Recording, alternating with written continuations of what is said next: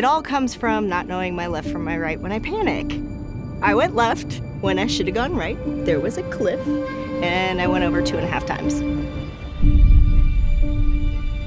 We had some people at the bottom of the hill flip it back over, put some oil in the engine, aired up the tires, and went and hit the trails. Can't let stuff like that scare you. It's one of those things you just gotta keep going.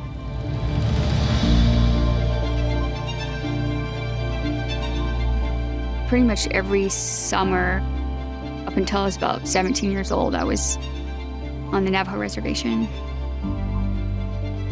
My mom really felt it was really important for my siblings and I to really learn about our culture. And so much of our culture and language is tied to our land. That's why mountain biking for me is very connected to that experience. It's not just my tires moving across the land. My biking connects me to the land.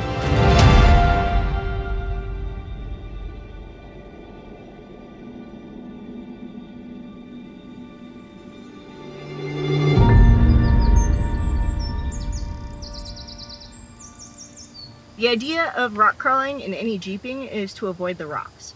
So you want to place your tires on the rocks and you want to look at everything underneath and avoid hitting rocks on them. So the center... When mountain biking first became big back in the 90s, there was a lot of clashing because they were all fighting for the same trails.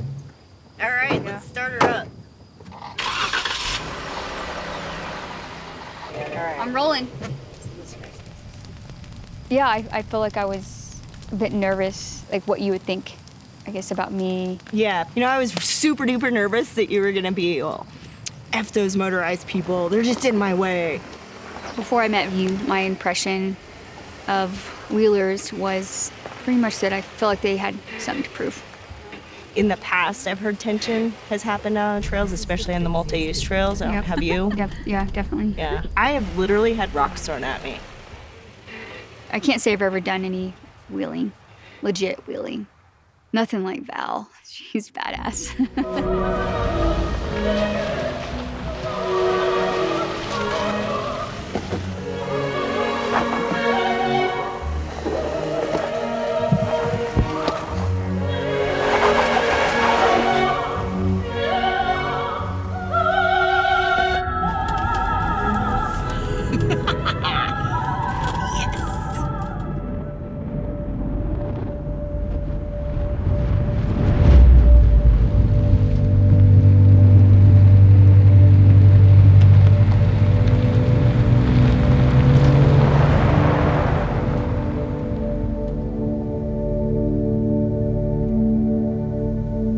The feelings you get when you're out on the trail are anything from hair sticking up on the back of your neck, goosebumps on your arms.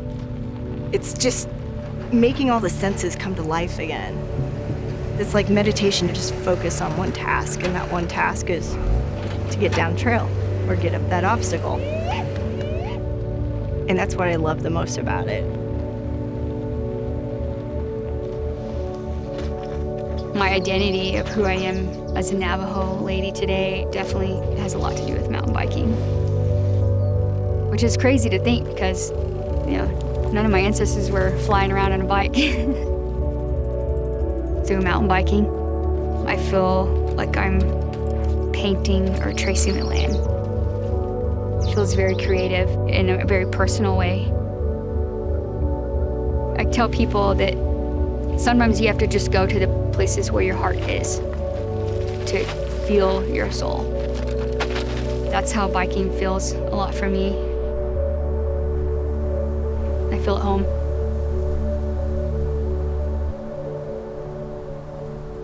And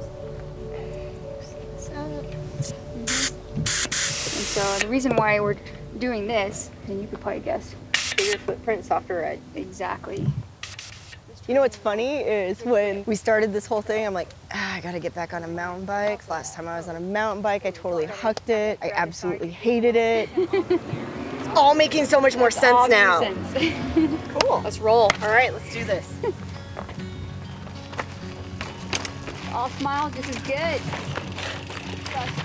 Throughout the lesson, I felt so much more comfortable on that bike. It was pretty rad, actually.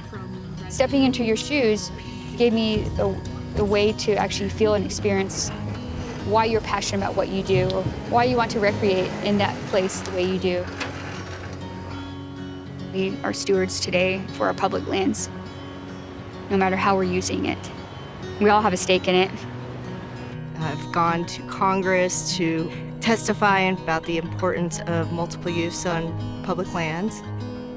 I want to make a difference. I want to make sure that everybody's available to recreate. Our land is our common language.